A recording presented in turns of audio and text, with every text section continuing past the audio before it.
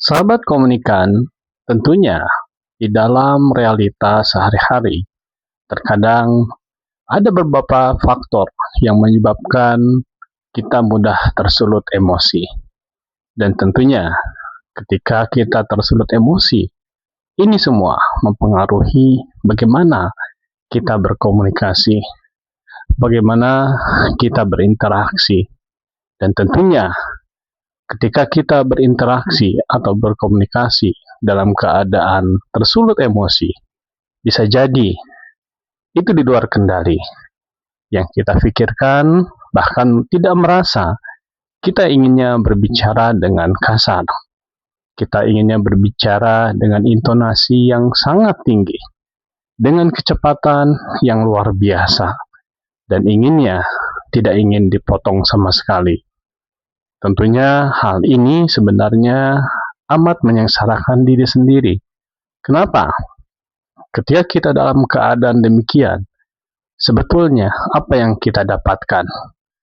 Apakah persoalan ini akan selesai? Lebih baik daripada kita berpikir tenang dan mengekang perasaan yang bergejolak di dada. Maka tentunya ini memerlukan latihan kesabaran. Dan tentunya ini memerlukan proses yang cukup panjang, tergantung bagaimana usaha untuk memperbaiki itu semua.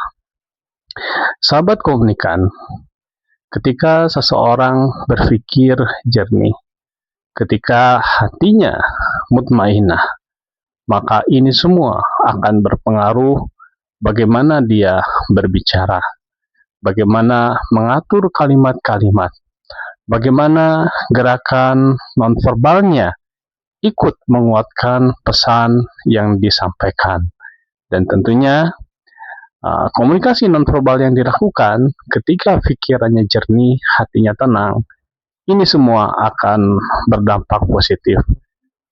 Matanya akan memberikan keteduhan, senyumnya begitu tulus, dan gerak badannya santun, menghormati dan menghargai yang menjadi lawan bicaranya. Namun tentunya ini akan berbanding 180 derajat ya, ketika kondisi orang tersebut berbeda dalam kebalikannya. Ini semua jelas-jelas akan berpengaruh bagaimana kita berkomunikasi, berinteraksi, bersosialisasi dengan orang lain. Dan tentunya ini semua mencerminkan level ya kondisi kejiwaan kita. Apakah kita dalam kondisi yang dominan selalu marah ya?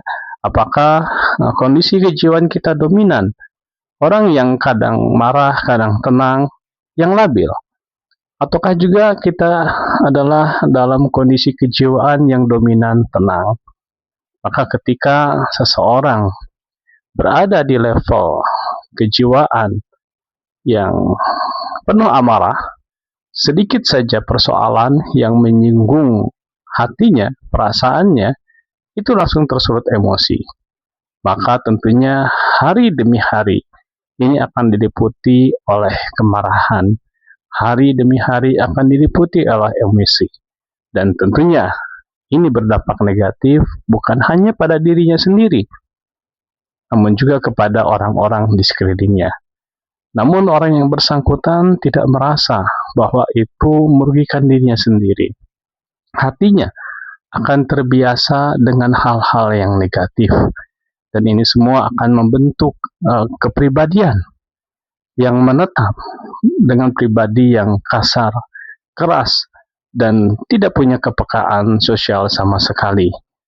Namun sebaliknya ketika orang tersebut dominan ya dalam kondisi kejiwaan yang masih labil antara jiwa yang tenang dengan jiwa yang diliputi oleh amarah, maka sekali waktu dia bisa bersikap dengan menghormati, menghargai, penuh kesantunan. Namun dalam waktu yang lain bisa sebaliknya. Dan keadaan ini bisa berubah-ubah dalam jangka waktu yang berdekatan. Namun bagi orang yang kondisi kejiwaannya dominan dalam ketenangan, maka tentunya kita akan bisa menilai orang tersebut adalah orang yang begitu santun, orang yang begitu menghargai, menghormati orang lain, orang yang begitu tenang, orang yang bisa mengontrol emosinya. Dan tentunya hal ini bukan saja positif bagi orang lain, namun diri orang tersebut akan menjadi positif.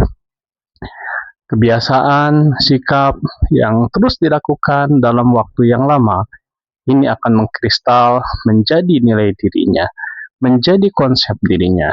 Untuk itu, sahabat komunikan, jikalah kita ingin menjadi seorang yang berbicara dengan penuh penghargaan kepada orang lain, penghormatan kepada orang lain, maka tentunya empati harus ada di sini. Apakah kita ingin dihargai oleh orang lain? Apakah kita ingin dihormati oleh orang lain?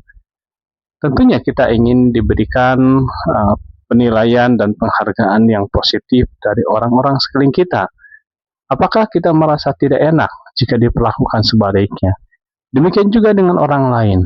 Ketika kita perlakukan dengan ketidakenakan, ketidaknyamanan, ketidakpedulian kita kepada mereka, ini semua juga tentunya akan melukai mereka.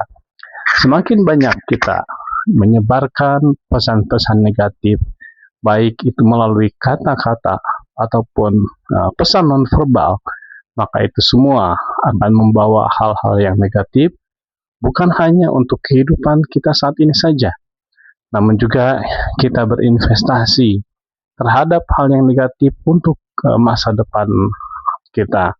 Apakah kita rela ketika kita berinvestasi negatif, suatu saat kita akan menuai dari apa yang kita tabur. Komunikasi dalam artian kita berinteraksi, bersosialisasi, ini merupakan modal yang sangat besar investasi keberhasilan di dalam kehidupan bermasyarakat, di dalam berkarir, di dalam mewujudkan masa depan yang cerah.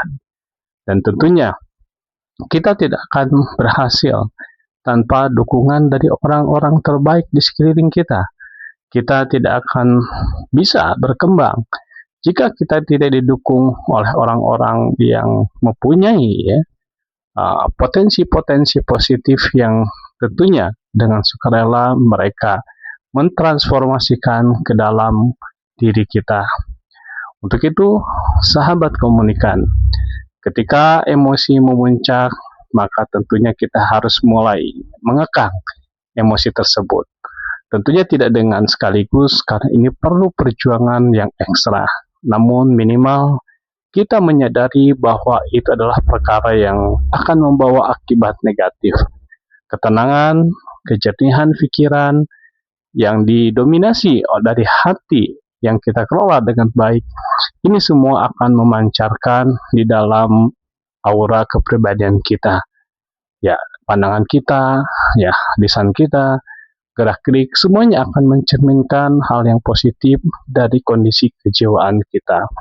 Untuk itu, sahabat insan kamil, ketika kita ingin berbicara keras, tahan sedapat mungkin, walaupun kita sangat-sangat ingin mengeluarkan itu semua, tapi sadarilah bahwa ketika kita demikian emosinya, dan bicara kita tidak terkendali, itu semua tidak memperbaiki keadaan. Dan tentunya ini adalah pendidikan bagi diri kita sendiri, bagaimana kita mengendalikan pembicaraan yang berarti mengendalikan emosi kita.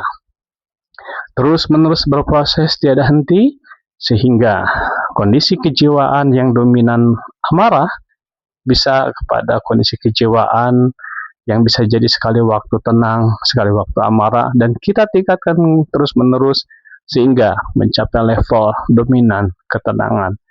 Dengan demikian, komunikasi kita, sosialisasi kita, semua akan memberikan hal yang positif bagi diri dan lingkungan, dan juga kehidupan saat ini dan yang akan datang. Demikian, sahabat komunikan, jazakumullah khair, subhanakallahumma wa bihamdika, asyhadu an la ilaha illa anta, astaghfiruka wa atubu ilaik.